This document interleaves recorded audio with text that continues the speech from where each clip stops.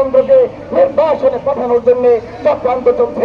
আমাদের দেশের কেউ কেউ মনে করে যে ভারতীয় আধিপত্যবাদের কবল থেকে শেখ হাসিনার শাসন উচ্ছেদ করে বাংলাদেশের জনগণ মুক্ত হয়েছে, মার্কিন সাম্রাজ্যবাদ এসে বা অপর কোন সাম্রাজ্যবাদী দেশ এসে আমাদেরকে মুক্ত করে দেবে, আমাদের অধিকার প্রতিষ্ঠা করে দেবে।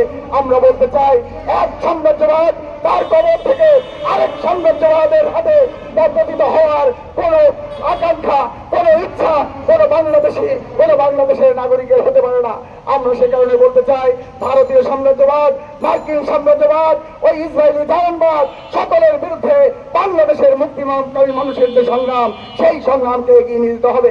আমরা স্পষ্টভাবে বলতে চাই, আগামী 23 তারিখ ফিলিস্তিন বাংলাদেশ সংহতি সমিতির পক্ষ থেকে আজ একটা সারা দেশব্যাপী প্রতিবাদ বিক্ষোভের কর্মসূচি ঘোষণা করা হয়েছে।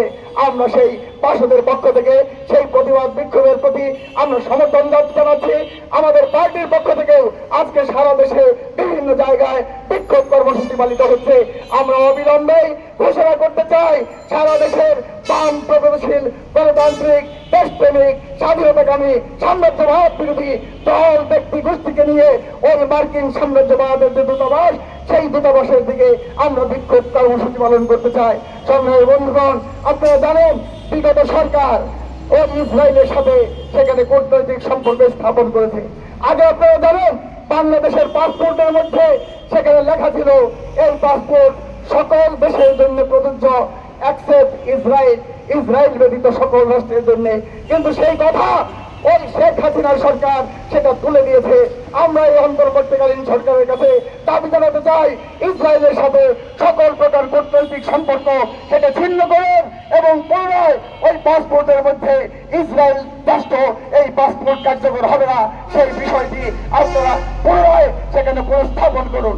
বিগত সরকারের আমলে আমরা দেখেছি বিভিন্ন গণতান্ত্রিক আন্দোলন, রাজনৈতিক নেতৃবৃন্দ তাদেরকে গোয়েন্দাগিরি করার জন্য সেখান থেকে স্পাই ওয়ার সেগুলো সংগ্রহ করেছিল তৎকালীন সেনাপ্রধান এম.এ. আজিজের নেতৃত্বে।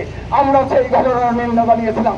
সংগ্রামী বন্ধুগণ, তার পরবর্তীকালে সেই ঘটনাসমূহের কোনো তদন্ত এবং বিচার কার্য সম্পাদন হয় নাই।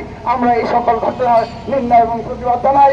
আগামী দিনে ইসরায়েলি জাহানবাদ, মার্কিন সাম্রাজ্যবাদের বিরুদ্ধে প্যালেস্টাইনের বীর জনতার মুক্তি সংগ্রামের প্রতি সমর্থন জানিয়ে আমরা আমাদের আজকের এই বিক্ষোভ সমাবেশের কাজ এখানে শেষ করছি। এখন একটা সংক্ষিপ্ত মিছিল হবে, সেই মিছিলে আপনাদের অংশগ্রহণের আহ্বান জানিয়ে সবাইকে ধন্যবাদ জানিয়ে এখানে সমাবেশ শেষ করছি।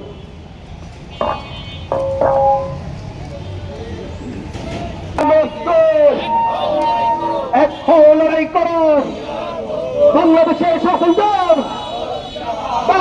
জিন্দাবাদ।